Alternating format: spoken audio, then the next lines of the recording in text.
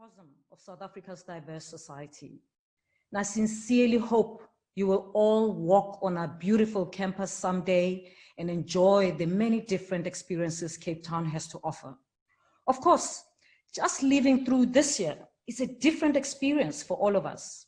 As we embark on the many different discussions that will take place during the String Conference 2020, I want to ask you to take a minute to consider the moment we are sharing in this virtual space and the world's changing moments that have led us up to this week.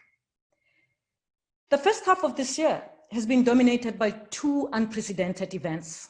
One is the unfolding of the COVID-19 pandemic and its effects on our lifestyles, our work, and our economies, as well as our health.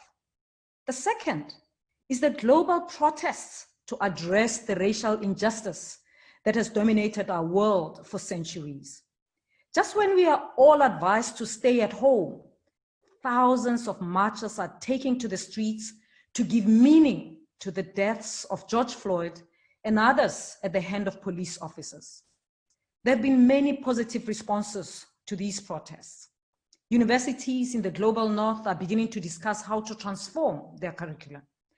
This is a discussion South African universities have been having for many years, and I want to encourage you to make room for approaches to academic thinking from untraditional sources, whether they be women, non-binary gender identities, and people from the global south. The demographics of this conference show that you are diversifying. I understand that half of your participants this year are people of color or women. One very significant response to Black Lives Matter is in public attitudes towards policing. Last week, Inside Higher Education reported that more than 1,500 mathematicians in the USA had signed a letter urging their colleagues across the country to stop collaborating with police departments. Here in South Africa, we were also shocked by the surge in reports of police violence against civilians during our lockdown. There are also other moments we need to recognize from the past year, namely the #MeToo movement and the global fight against gender-based violence and gender inequality, which in my view is a form of gender-based violence. We are also seeing more signs of climate change, including the rise in temperatures in the Arctic Circle to an all-time record of 38 degrees Celsius this month. And of course, we are at the start of the fourth industrial revolution. There is no doubt that this is a crisis year. But crisis also offers us opportunities. It's not only about danger.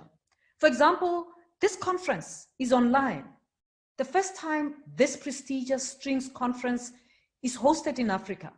This is a first in all of the global south, and we cannot meet you face to face, shake your hand, and offer you African hospitality. But because we are online, nobody has to get on a plane or reserve a hotel room. So we have this wonderful opportunity to include so many more participants from around the world. The biggest turnout for Strings before this year was about 400 participants, I'm told. I'm also told that this week, as Jeff has just said, you will have about 1,700 people attending. While the pandemic is calling on us to maintain our distance from each other, we are finding new ways of connecting. Physical distance does not mean we cannot reach out to each other.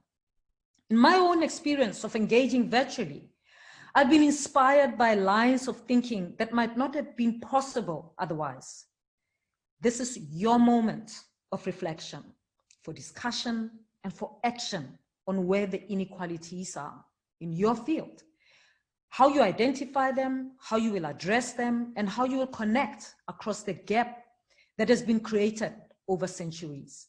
I invite you to treat this virtual conference as you would a real change of location, that you will give yourself and each other time to pause and locate your own stories in the midst of this global story of change. I hope this is a worthwhile engagement. Welcome to Strings 2020, hosted by UCT. Thank you very much, Jeff.